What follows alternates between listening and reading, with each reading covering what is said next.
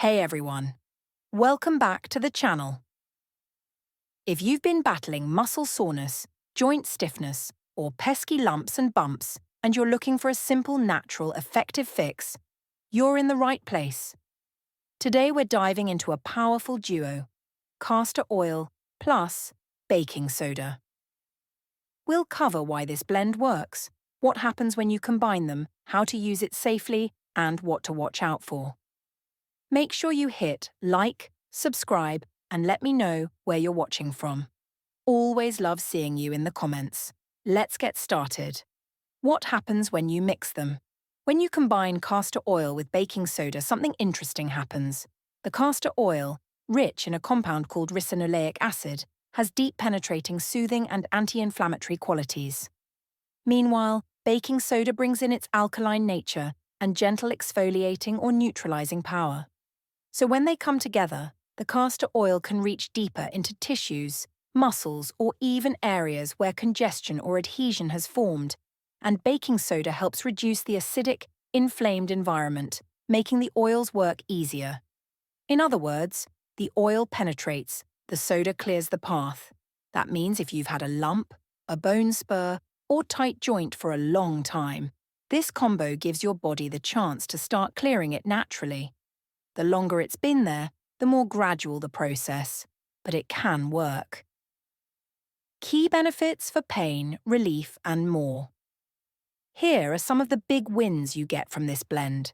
Joint and muscle pain relief. The castor oil relaxes and soothes the area. The baking soda improves circulation and eases inflammation.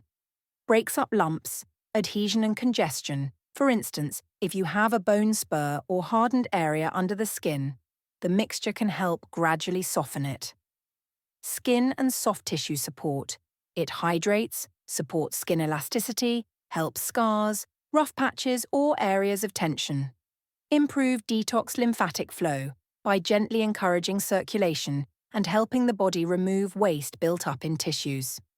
So yes, it's not just for pain relief in the narrow sense. It's a holistic tool for support. This same simple mixture can do wonders for your skin when used correctly.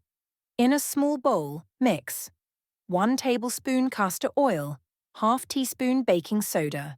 Apply a thin layer on clean skin and massage gently in circular motions for 2 to 3 minutes. Let it sit for 10 to 15 minutes, then rinse with lukewarm water. For acne or pimples, dab the paste only on affected areas and leave it for 15 to 20 minutes. For dark spots or scars, apply on the marks and rinse after 20 minutes. This helps fade pigmentation naturally. If you have dry skin, add a few drops of honey or aloe vera gel before applying. Use this mask 2 to 3 times a week, not daily, to maintain soft, smooth. How to prepare and use it for pain relief. Here's how you do it. Ingredients: 2 tablespoons castor oil, 1 tablespoon baking soda. If your skin is sensitive, you can reduce the baking soda a little. Steps: mix the castor oil and baking soda in a small bowl until you get a smooth paste. Ensure the area you're going to treat is clean and dry. Gently apply the paste to the painful or stiff area, say a knee, elbow, shoulder, or lower back. Use circular massage motions for 1 to 2 minutes. After applying, cover the area with a warm cloth or heating pad, on low, for 20 to 30 minutes. The heat helps absorption and circulation. After the time's up, gently wipe off any residue and, if you like, apply a light moisturizer or aloe vera gel. Frequency: start with 1 to 2 times per week. Watch how your body feels. If all's well, you can go up to 3 times per week, but more than that may irritate due to the baking soda's alkalinity. What to expect and when it works. Best. This isn't an instant miracle in every case, so here's what you should expect. If the issue has been there for a long time, months or years, it may take several weeks of consistent use to see meaningful change. For newer problems, a few weeks old, you might feel improvement in a few days.